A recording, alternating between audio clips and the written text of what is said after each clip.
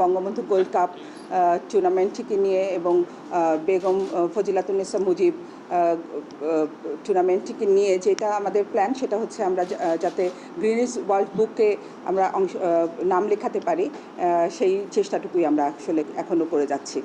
এখন পর্যন্ত এর চাইতে বড় টুর্নামেন্ট আর একটিও হয়নি এখনও। তো ওয়ার্ল্ডের সবচেয়ে বড় খেলাই হচ্ছে আসলে এটি। তো প্রতিষ্ঠানের দিক থেকে যদি আমরা বলি যে একটা প্রাতিষ্ঠানিক রূপটা কি আসে, সেখানেও কিন্তু সবচেয়ে বড় জায়গা হচ্ছে 65,354টি প্রতিষ্ঠান, স্কুলগুলো কিন্তু অংশগ্রহণ করেছে এবং এতগুলো দলই কিন্তু এসছে এখানে। তো 4 মাস ব্যাপী বাচ্চারা এই খেলাটা খেলেছে, খেলে কিন্তু আজকে আগামী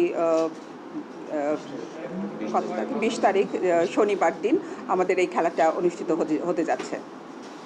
তো এখানে আমাদের সামনের দিকের যে চাওয়াটা আছে এই এই বঙ্গবন্ধু গোল্ড কাপ টুর্নামেন্টটিকে নিয়ে এবং বেগম ফজিলাতুন্নেসা মুজিব টুর্নামেন্টটিকে নিয়ে যেটা আমাদের প্ল্যান সেটা হচ্ছে আমরা যাতে গ্রিনিস ওয়ার্ল্ড বুকে আমরা নাম লেখাতে পারি সেই চেষ্টাটুকুই আমরা আসলে এখনও করে যাচ্ছি। আমাদের মোটামুটি প্রস্তুতি সব শেষ হয়েছে। আগামী শনিবার দিন আমরা একটা ট্রায়াল দেখব সকাল 9টায়।